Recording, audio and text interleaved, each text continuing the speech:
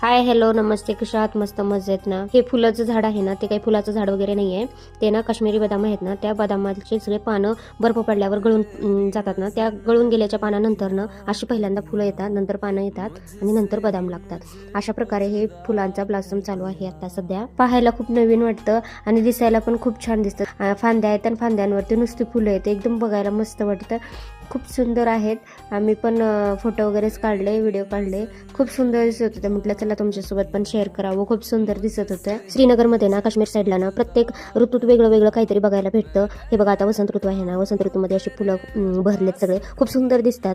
आपल्याकडे जे बदामाचे झाड आहे ना, त्याला काही अशी फुलं येत नाही आहेत, पण इकडचे जे बदाम आहेत ना, ते वेगळेच बदाम असतात. बंबराचे बदाम वगैरे भेटतात बघा आपल्याकडं, तशा पद्धतीने असतात. तर इकडच्या झाडांना ना अशी पहिल्यांदा फुलं येतात, नंतर ना पानं वगैरे येऊन ते बदाम लागतात. तसंच आज 1 किलो चॉकलेटची ऑर्डर होती, तीही बनवली होती. बघा केक कसा झालाय सांगा कमेंट करून. व्हिडिओ आवडला असेल लाईक शेअर कमेंट नक्की करा. भेटूया दुसऱ्या व्हिडिओमध्ये. तोपर्यंत बाय बाय.